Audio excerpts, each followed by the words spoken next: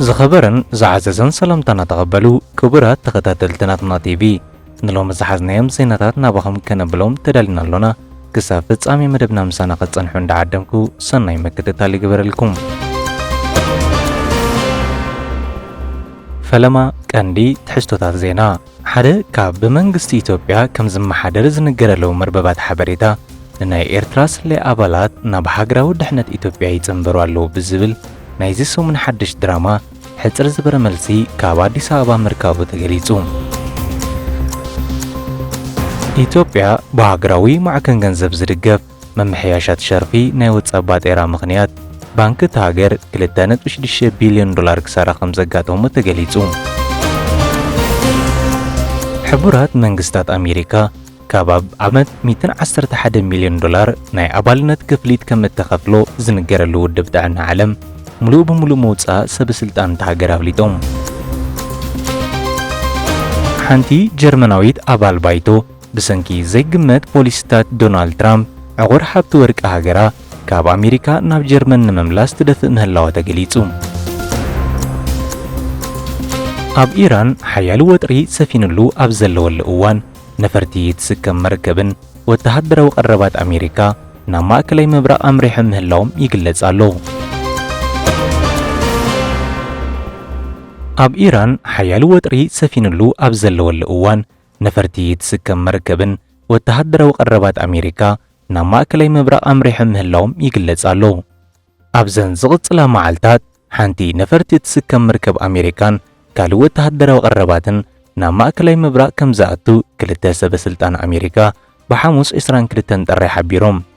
بريزيدنت أمريكا دونالد ترامب بوغن انتخوانه قبل على إيران حدش متقعت خيفتسم تسبب مقبر دمتسو أسمع مهلاو تسبت قليتهم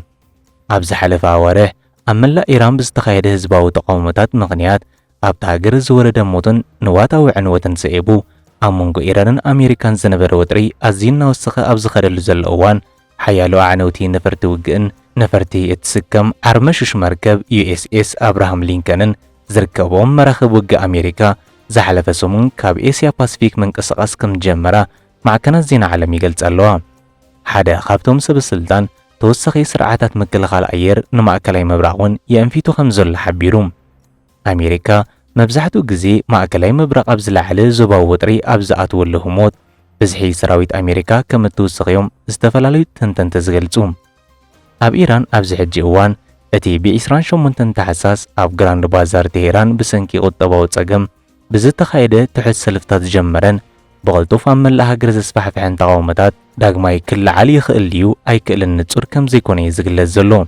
ترامب أب قرب أوان أب لعل إيران تألقا خاطو مخانو بترقاقامي فرارح منبارو زذكر كوينو أبزح لفسو منغن تقاومتات بمنكايون ترامب نإيران بزملكات زهبو قلات ميزان مقدال مخانيو زغل الزلو أبزح جئوان ترامب أب نغريلاند نمحاز زلو دلي زركبوم كالو جيوبوليتيكاو قدات أعين تواغنع مهلو زغلات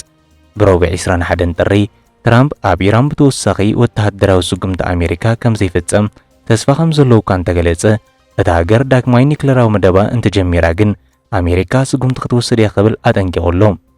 ترامب أب دافوس سويزرلاند أب زهابوك عالم حدد أمريكا أب سنة 2025 أب لعلي تكالات نيكلير إيران زكايدتو عبيتي متقعة نفرتي بمملكات نسي NBC أب زهابو مقلتي مسرح نيكلير كقبرو أي كل يوم انت غيرو مون كم بحدش اتمتقعة أمريكا خدقم يخبل تساميعوم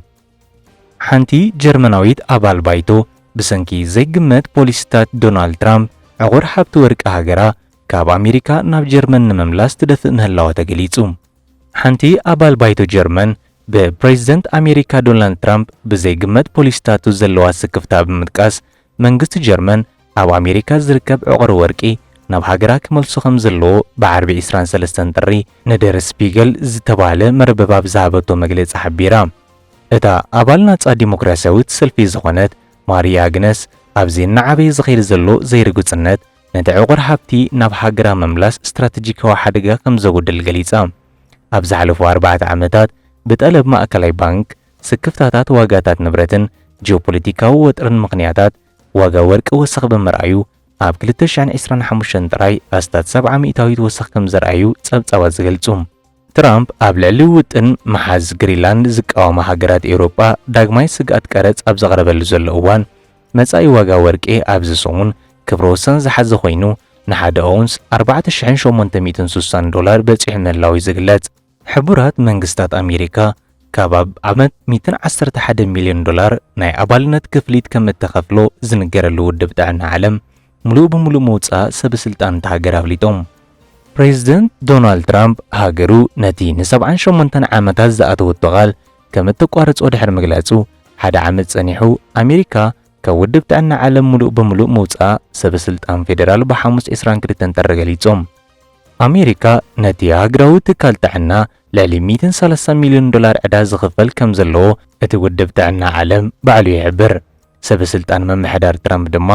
ገለ ጉዳያት ንኣሜሪካ ብዛዕባ ሓድሽ ለበዳ ብኣገው መጠንቀቕታ ክህባ ዝኽእል ከም ካብ ካልኦት ሃገራት ዝመጽእ ሓበሬታ ምርካብ ምጥፋእ ዝኣመሰሉን ጉዳያት ኣመልኪቶም ምስቲ ውድብ ስርሖም ከም ዘይወዱ እዮም ዝገልጹ።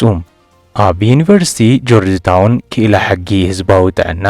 ሎረንስ ጎስቲን በዚ ሙሉእ ብምሉእ መውፃእ ኣሜሪካ ካብቲ ውድብ ጥዕና ዓለም ኣመልኪቱ እዚ ምስሓብ ንሓደስቲ ለበዳታት ዝወሃብ ዓለማዊ ግብረ መልሲ ዝጎድእ ኮይኑ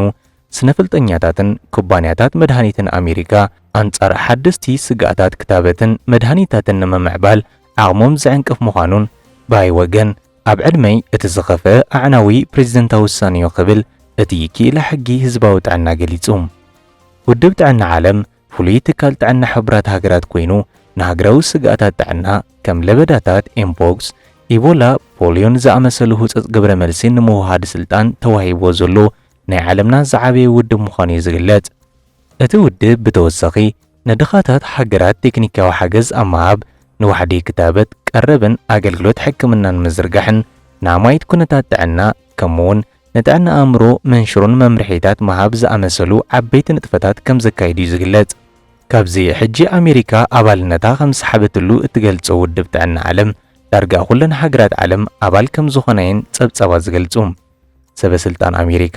ንምምስራት እቲ ውድብ ጥዕና ዓለም ኣብ ምምራሕ ከም ዝሓገዙን ከምኡውን ኣሜሪካ ካብ ነዊሕ እዋናት ሒዛ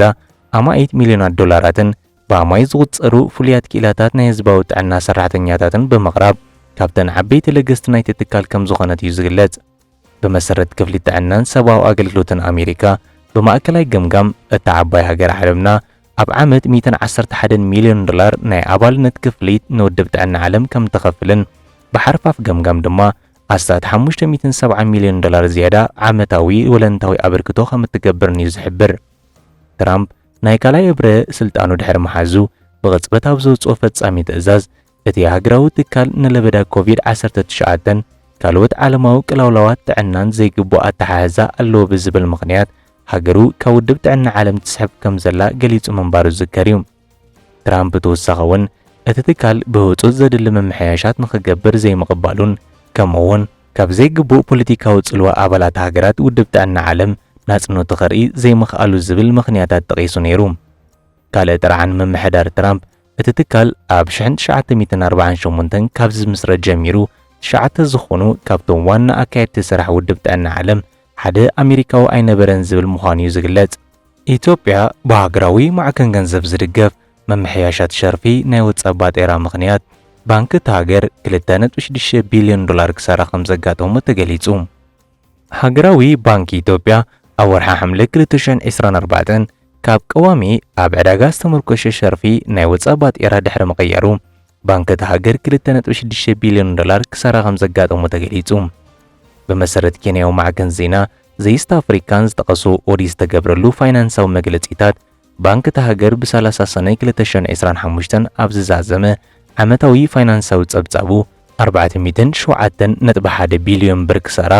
ኣብ ሸርፊ ናይ ወጻእ ባጤራ ከም ዘጋጠመ ኣፍሊጡ ክብል ኣብ ጸብጻብ ኣስፊሩ።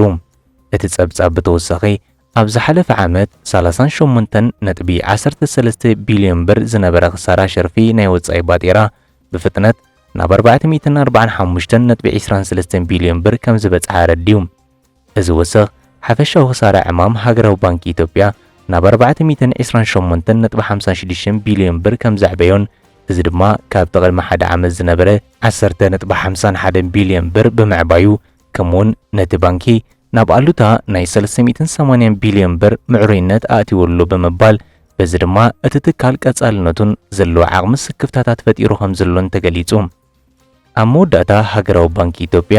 ኣብቲ ኦዲት ዝተገብረሉ ፋይናንሳዊ መግለጺኡ እቲ ኽሳራታት ብቐንዱ ብሰንኪ ዳግመ ምትዕርራይ ሸርፊ ናይ ወጻኢ ባጤራ ምኽንያት እዩ ነይሩ ክብል ጸብጻብቲ ኬንያዊ ማዕከን ዜና ይሕብር። ሓደ ካብ ብመንግስቲ ኢትዮጵያ ከም ዝመሓደር ዝነገረለው መርበባት ሓበሬታ ንናይ ኤርትራ ስለ ኣባላት ናብ ሃገራዊ ድሕነት ኢትዮጵያ ይጽንበሩ ኣለዉ ብዝብል ናይዚ ሰሙን ሓድሽ ድራማ ሕጽር ዝበረ መልሲ ካብ ኣዲስ ኣበባ ምርካቡ ተገሊጹ። ኣብዚ ሰሙን ኣብ ፖለቲካ ምብራቕ ኣፍሪቃ ብምስጢራውነቱን ተኣማንነቱን ዝፍለጥ ናይ ኤርትራ ስለያ መሓውር ካብ ውሽጡ ይሽርሸርን ኣባላቱ ናብ መሓውር ጸጥታ ኢትዮጵያ ያእትዉ ከም ዘለዉ ሓድሽ ትንታነ ድሕሪ ምውፁ ፈጻሚ ጉዳያት ኤምባሲ ኤርትራ ኣብ ኢትዮጵያን ቀዋሚ ልኡኽ ኣብ ሕብረት ኣፍሪቃን ቁጠባዊ ኮሚሽን ኣፍሪቃን ኣቶ ቢንያም በርሀ ሕጽር ዝበለ ውልቃዊ መልሲ ይብሉ።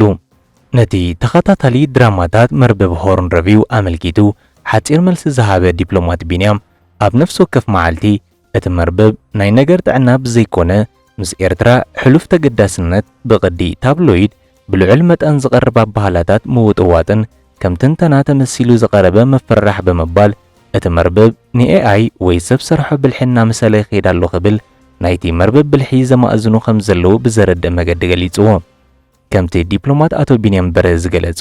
ካብቲ ትንታነ ዝመስል ግን ከኣ መልእኽቲ ንምትሕልላፍ ዝተሓስበ ዓንቀጽ ኣባላት ሃገራዊ ድሕነት ኤርትራ ኣባላቱ ናብ መሓውር ጸጥታ ኢትዮጵያ ብምእታዎም ንዝገልጽ ናይ ሓሶት ሓበሬታ ምርኩስ ብምግባር ኢትዮጵያ ነዚ ናይ ሓበሬታ ዓብላልነት ውሽጣዊ ምትእትታው ዓቕምን እኳ እንተወነነት ክሳብ ሕጂ ንፕሬዚደንት ኢሳያስ ካብ ስልጣን ንመላይ ዝዓለመ ቀጥታዊ ስጉምቲ ካብ ምውሳድ ተቆጢባላ ክብል ብምግላጽ ኢትዮጵያ ነዚ ስጉምቲ ዘይወሰደትሉ ምኽንያት ኣብቲ ዞባ ምቁጽጻር ዘይብሉ ቅልውላው ከይፍጠርን ቀጥታዊ ምትእትታው ዘስዕቦ ጂኦፖለቲካዊ ወጻኢታትን ስለ ዝሰግአት እዩ ብምባል ኣገዳስነት ናይቲ ሓበሬታ ንሃልኪ መራኸቢ ብዙሃን ዝዓለመ ምዃኑ ተንተንቲ ይገልጹ። እዚ ከምዚ ኢሉ እንከሎ ደገፍቲ ሰልፊ ብልጽግና ኣብ ልዕሊ ኤርትራ ብዛዕባ ስርዓተ ምሕደራን ቁጠባዊ ፖሊሲታቱን ብዝተፈላለዩ ማሕበራዊ መራኸቢታቱ ኣቢሉ ናይ ሓሶትን ምድንጋርን ኣባህላታት ብምዝርጋሕ ሰፊሕ ናይ ሚድያ ጎስጎሳት ይቕጽሉ ኣለዉ ክብል ሚኒስተር የማነ ገብረ መስቀል ገሊጹ። ሚኒስተር የማነ ኣስዒቡ እዚ ተግባራት እቲ ሰልፊ ብቐንዱ ካብቲ ንናይ ገዛእ ሃገሮም ዘጋጥሞም ዘሎ ከቢድ ናይ ውሽጣዊ ጸጥታ ጸገማት ንምጥምዛዝ ዝዓለመን ከምኡውን ነቲ ሉላዊ ምብጻሕ ናብ ባሕሪ ዝብል ጉጉይ ዝኾነ ተረኻ ኣብ ዞባዊ መረግጋእ ዘስዕቦ ሓደጋ ንምምኽናይን ንምሽፋንን ዝዓለሙ እዮም ክብል ኣረዲዩ። ሚኒስተር የማነ ኣብ ዝሓለፉ 3 ዓሰርተታት ዓመታት ኢትዮጵያ ካብ ሃገራውን መሻርክቲ ለገስትን ዝርከብዎም ኣስታት 84 ቢልዮን ዶላር ኣሜሪካ ዝግመት ዓብዪ ፋይናንሳዊ ሓገዝ እኳ እንተረኸበት ቁጠባዊ ኩነታት እቲ ሃገር ኣዝዩ ከቢድ ከም ዘሎን ንቁጠባዊ ብድሆታት እቲ ሃገር ኣቐልቦ ንኸይረክብ ዝግበር ካልእ መዳይ ከም ዝኾነ ብዘረድእ መገዲ ገሊጽዎ። ኣስዒቡ ድማ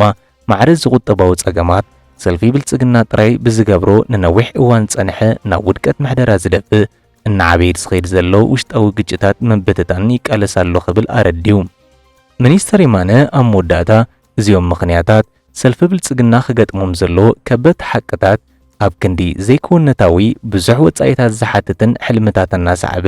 ንውሽጣውን ዞባውን ወጥረታት ነዳዲ ምህላው ኣብሪሁ። ዘኸበርኩም ተኸታተልትና ንሕጂ ሒዝናዮም ዝጸናሕና ዜናታት ኣብዚ ዛዚምና ኣለና። በብዘለኹሞ ሰናይ ንመነየልኩም።